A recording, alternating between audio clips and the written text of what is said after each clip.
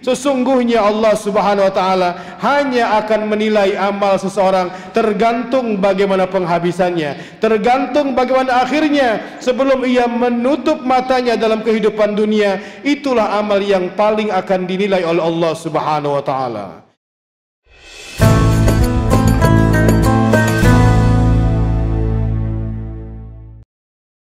Innal hamdalillah nahmaduhu wa nasta'inuhu wa nastaghfiruh wa na'udzu billahi min shururi anfusina wa min sayyiati a'malina may yahdihillahu fala mudilla lahu wa may yudlil fala hadiya lahu ashhadu an la ilaha illallah wahdahu la syarika lahu wa ashhadu anna Muhammadan abduhu wa rasuluh.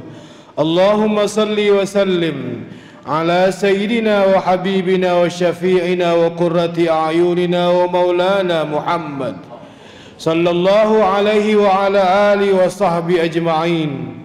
Amma ba'du, fa ya ibadallah, usikum wa nafsiya bitaqwallahi faqad fazal muttaqun. Ya ayyuhalladzina amanu taqullaha haqqa tuqatih wa la tamutunna illa wa antum muslimun.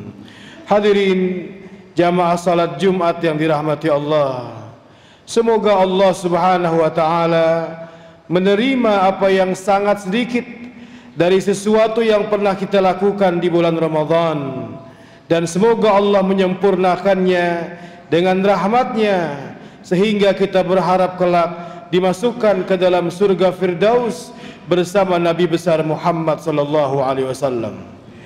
Hadirin jamaah salat Jumat yang dirahmati Allah, Ramadan telah berakhir dan sekarang kita ada di awal Jumat bulan Syawal.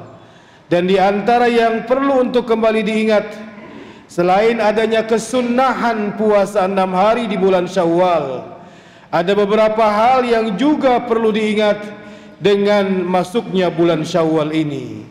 Di antaranya bahwa Allah Subhanahu wa taala akan selalu melipat gandakan ganjaran pahala bagi siapa saja yang melakukan amal-amal saleh yang disertai dengan keikhlasan niat dan ittiba', yaitu mengikuti apa yang telah dicontohkan Nabi besar Muhammad.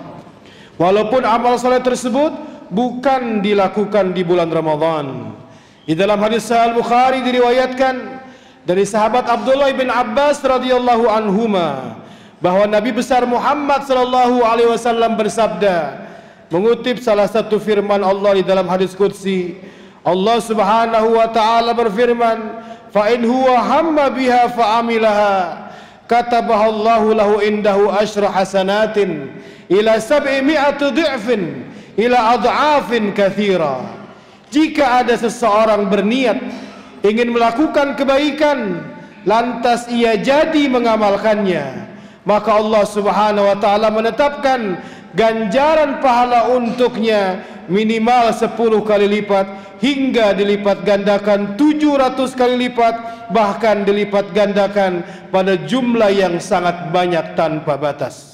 Maka dalam keterangan hadis qudsi tersebut, hendaknya seseorang senantiasa beristiqamah, mau melakukan apa yang sudah pernah ia lakukan di bulan Ramadan, seperti membaca Al-Quran, seperti bersedekah dan amal-amal soleh lainnya, karena itu akan tetap dilipat gandakan pahalanya oleh Allah Subhanahu wa taala. Hadirin jamaah salat Jumat yang dirahmati Allah Subhanahu wa taala, memang yang terberat dalam kehidupan seorang muslim adalah istiqamah, teguh pendirian terhadap keyakinan dan pelaksanaan ibadah-ibadah yang ada di dalam Islam. Bahkan dalam Sunan At-Tirmidzi disebutkan, diriwayatkan ketika sahabat Abu Bakar As-Siddiq radhiyallahu ta'ala anhu arda pernah bertanya kepada Nabi besar Muhammad sallallahu alaihi wasallam, kenapa rambutmu sudah mulai beruban? Maka Rasulullah sallallahu alaihi wasallam mengatakan, syayyabatni Hud wa idza syamsu kuwirat wa amma yatasaalun wa idza waqa'atil waqi'ah. Sungguh Rasulullah SAW mengatakan, rambutku sudah mulai dibuat menjadi beruban karena di antara kandungan apa yang Allah firmankan di dalam surah Hud, apa yang Allah firmankan di dalam surah Idza Syamsu Kuwirat, apa yang Allah firmankan dalam surah Amma Yatasaalun, apa yang Allah firmankan dalam surah Idza Waqa'atil Waqi'ah. Di dalam surah Hud, Allah Subhanahu wa taala mengingatkan dan memerintahkan kepada Nabi besar Muhammad sallallahu alaihi wasallam untuk beristiqamah teguh pendirian. Padahal Nabi besar Muhammad sallallahu alaihi wasallam seorang yang tetap akan diteguhkan pendiriannya oleh Allah dan tidak akan mungkin melakukan perbuatan dosa, tetapi kitalah sebagai orang yang banyak melakukan dosa. Tetapi Rasulullah sallallahu alaihi wasallam sebagai uswatun hasanah masih mengajarkan kepada kita untuk memiliki sifat takut. Jangan-jangan Allah Subhanahu wa taala tidak memberikan keistiqomahan tersebut, karena dalam sebuah hadis Nabi besar Muhammad sallallahu alaihi wasallam mengatakan, innamal a'malu bil khawatim. Sesungguhnya Allah Subhanahu wa taala hanya akan menilai amal seseorang tergantung bagaimana penghabisannya, tergantung bagaimana akhirnya sebelum ia menutup matanya dalam kehidupan dunia. Itulah amal yang paling akan dinilai oleh Allah Subhanahu wa taala.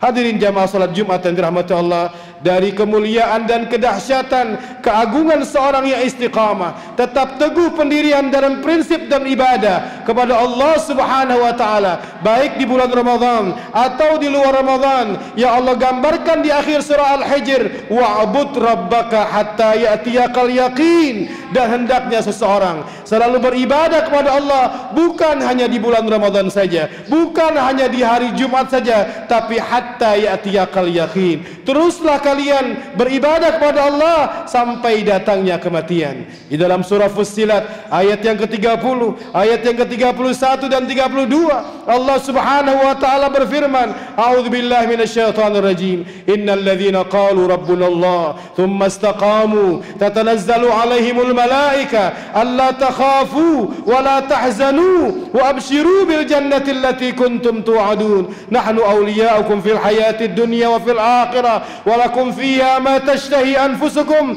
wa lakum fiha ma tad'un nuzulan min ghafurir rahim. Allah Subhanahu wa taala mengingatkan kepada kita tentang keagungan istiqamah. Sesungguhnya orang-orang yang telah mengatakan dengan lisan dan hatinya kebenaran Allah sebagai Rabbnya, Allah yang menciptakannya, Allah yang mengaturnya, Allah yang merajai dan memilikinya, orang-orang yang meneguhkan keistiqomahannya tersebut, sesungguhnya ketika sakaratul maut, ketika maut menjemputnya, maka akan banyak turun kepadanya para malaikat, seraya malaikat mengatakan, Allah takhafu wa la tahzanu, janganlah kalian takut, janganlah kalian bersedih, wa abshiru bil jannati allati kuntum tu'adun. Dan Allah memerintahkan kepada malaikat agar mereka memberikan kabar gembira kepada orang-orang yang istiqamah dengan surga Allah Subhanahu wa taala. Bahkan mereka orang yang selalu senantiasa akan dijaga oleh malaikat Allah. Ketika azab kubur akan mendatangi mereka, malaikat ada di depannya, malaikat ada di belakangnya, malaikat ada di samping kanan dan kirinya, dan Allah Subhanahu wa taala menjanjikan surga yang di dalamnya dia akan mendapatkan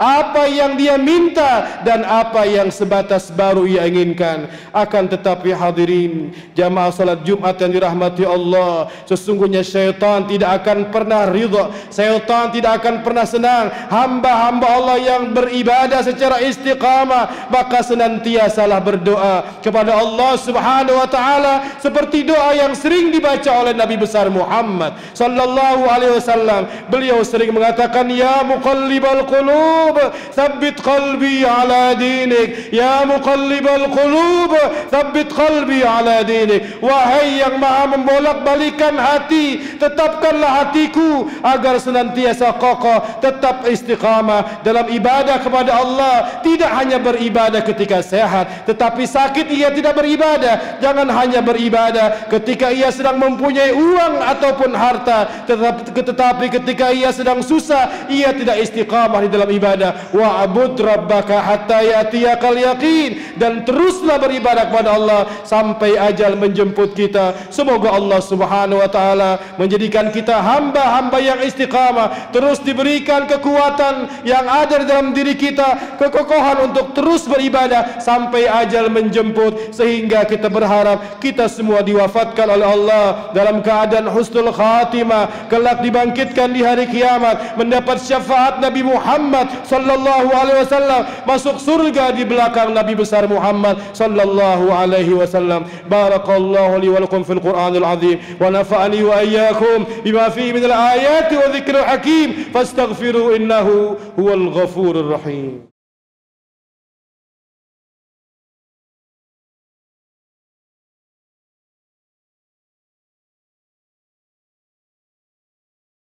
Alhamdulillahi rabbil alamin.